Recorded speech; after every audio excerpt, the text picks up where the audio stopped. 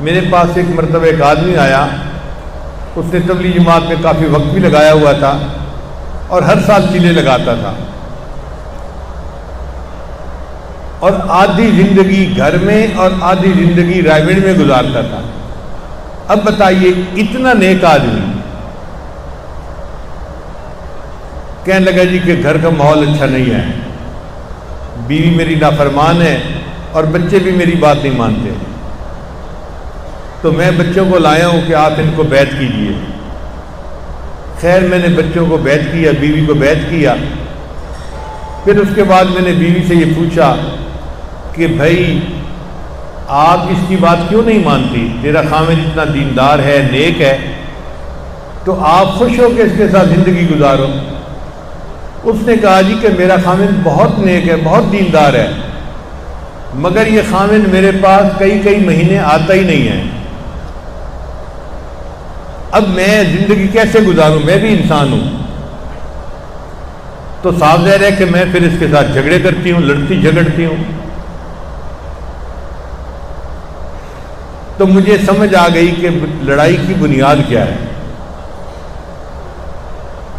اب میں نے وہ جو ہسبینڈ سے ان سے پوچھا کہ جی آپ کو تو پتہ ہے نا کہ آپ شادی شدہ ہیں اور بیوی کے حقوق ہوتے ہیں اور ادا کرنے ہوتے ہیں۔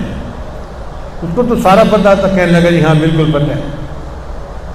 میں نے کہا کہ آپ اس پہ خرچہ بھی کرتے ہیں، اس کے گھر کے کھانے پینے کا، سب کپڑوں کا خیال کرتے ہیں، آپ بیوی کو ٹائم کتنا دیتے ہیں؟ کہنے لگا حضرت اس میں مسئلہ ہے۔ کیا مسئلہ ہے؟ اور حضرت جب میں بیوی سے ملتا ہوں نا تو کچھ نہ کچھ میرے کاروبار میں ہو جاتا ہے۔ میں نے کہا خدا کے بندے، بیوی کے ملنے کی وجہ سے کاروبار میں کیا کچھ ہو سکتا ہے؟ اور جی میں نے کئی دفعہ تجربہ کیا ہے، جب بیوی سے ملتا ہوں کوئی نہ کوئی بڑا نقصان ہو جاتا ہے، کوئی مسئلہ ہو جاتا ہے، اب میں نے بیوی سے ملنا چھوڑ دیا ہے۔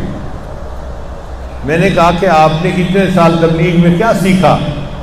اللہ سب کچھ کر سکتے ہیں چیزوں کے بغیر، اور چیزیں کچھ نہیں کر سکتی اللہ کے بغیر۔ تو یہ تو بنیاد تھی، بنیاد ہی نہ سیکھی تو پھر کیا فائدہ اتنا وقت لگانے کا؟ کہنے لگا جی اب میں کیا کروں؟ میں نے کہا یہ شیطان ہے، تمہارے ذہن میں یہ خیال ڈالتا ہے اور جیسے تمہارا خیال ہوتا ہے ویسے ہو جاتا ہے۔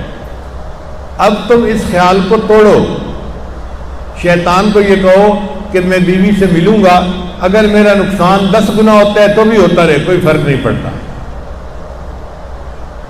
کہنے لگا جی اتنا نقصان ہو گیا تو کیا؟ میں نے کہا اللہ نقصان کرے گا تو فائدہ بھی دے گا، آپ شریعت کا حکم پورا کرو اور حقوق العباد میں کمی نہ کرو۔ لو جی اس بندے کو بات سمجھ آ گئی۔ پھر اس کے بعد اس نے بیوی کے ساتھ محبت پیار سے رہنا شروع کر دیا، نہ کوئی نقصان ہوا اور نہ کچھ اور ہوا، وہ جو بدعقیدگی تھی وہ اس کی ختم ہو گئی۔ تو شیطان اس طرح کمزور عقیدے والے لوگوں پہ اٹیک کرتا ہے، کسی کے ذہن میں کچھ ڈال دیتا ہے، کسی کے ذہن میں کچھ ڈال دیتا ہے، بھائی بھائی سے بولنا چھوڑ دیتا ہے، بہن بھائی سے بولنا چھوڑ دیتی ہے، حتیٰ کہ میاں بیوی کے درمیان جو ہے فرق ڈال دیا جاتا ہے۔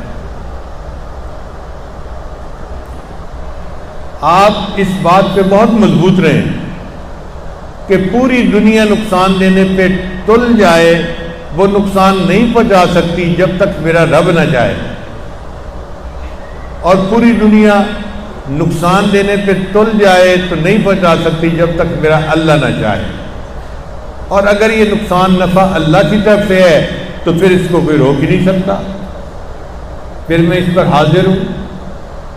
میرا رب اگر مجھے پریشانیوں میں رکھتا ہے تو میں پریشانیوں کے لیے حاضر ہوں۔ خواجہ غلام فرید رحمۃ اللہ فرماتے ہیں، یہ سونا میرے دکھ وچ راضی تے میں سکھ نو چلے ڈاواں،